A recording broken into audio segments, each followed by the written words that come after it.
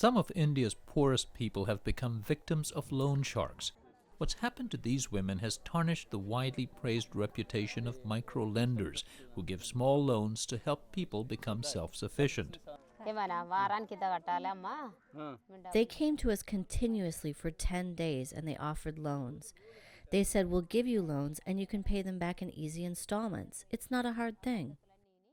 People in villages like this say agents from various microfinance companies would come in and try and sell them on loans, without regard to whether they had other loans outstanding. There were no questions asked about what the loans were for.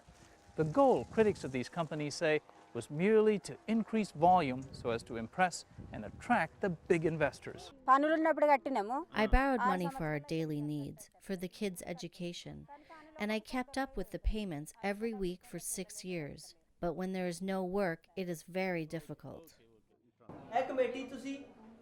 Microfinance used to be the domain of non-profit organizations who carefully considered how the money would be used. It had to be for new enterprises that generated income and whether it could be repaid.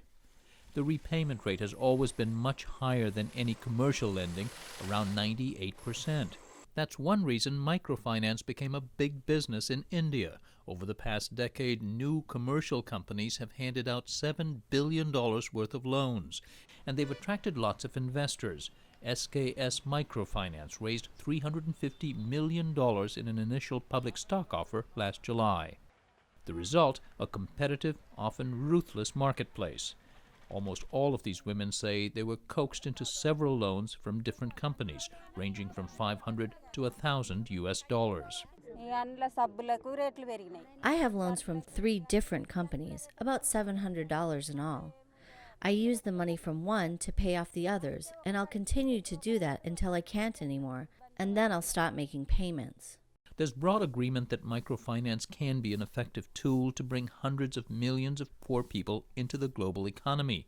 The key question is whether profits can be thrown into the mix, and if so, how much profit.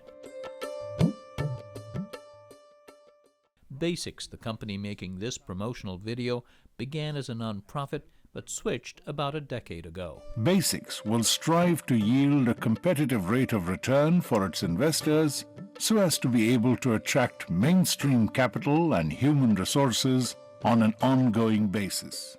Basics' founder Vijay Mahajan says commercialization is necessary because there just isn't enough money in the non-profit world to meet all the need. The capital investment that's required to meet all the unmet needs of poor people in this country and the world for all kinds of things, it runs into trillions of dollars, and you need therefore mainstream capital to actually underpin any attempts at addressing this in a business-like way.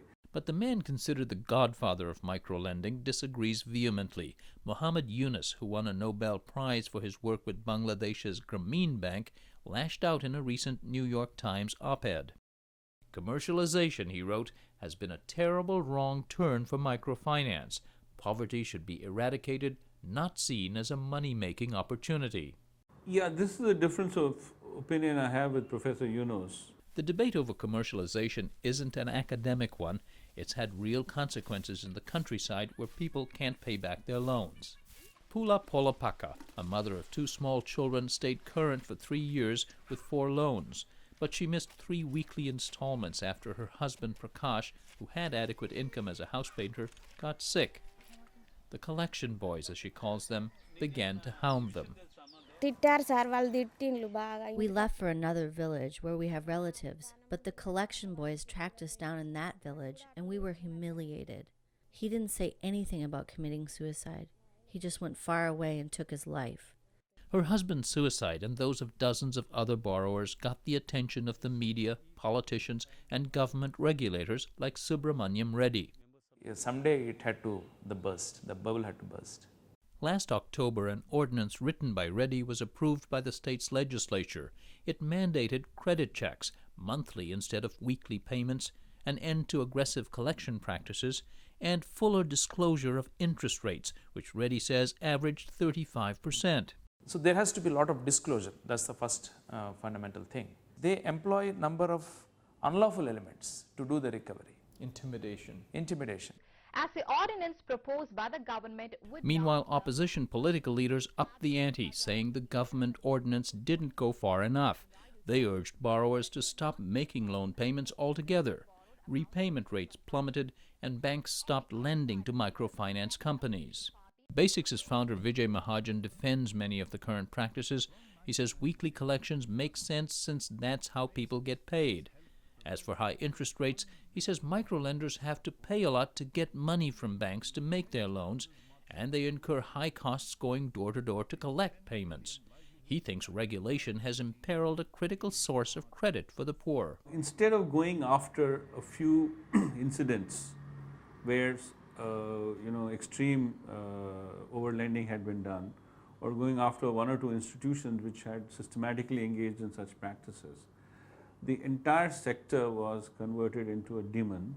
Roshane Zafar, a renowned microfinance lender in neighboring Pakistan, thinks there's a reason things went bad. If you're talking about numbers game, then we are going to end up in a sort of pitfall where we end up creating over-indebted clients, which is one of the reasons that this has happened in Andhra Pradesh. We've grown too fast and we have added too many, we've pushed credit on the same client, and therefore they have defaulted. But she says the answer is not necessarily to do away with commercial lending to the poor. If you're not there in the long run and you're saying to the client, I'm here to help alleviate poverty, and you're not there in the long run, then you're not doing what you're supposed to do, and you're not keeping to your mission and your vision, because poverty is not going to change in 3 years. It's going to change in a decade or more. So you really have to be a viable entity who has to be resource, who has to manage their resources well. Mahajan admits the industry has learned a lesson. The lesson is you can make profits and society will support you. They might even actually respect you for it. But if you're seen to make excessive profits, if you're seen to be profiteering or being, personally enriching yourself beyond what is considered reasonable, and that varies from location to location, then society will revile you. After negotiations, banks have begun loaning to microfinance companies again, and the government is urging borrowers to resume paying off their loans. There will be no loan forgiveness, but the government also wants the companies to give its borrowers more time to become debt-free.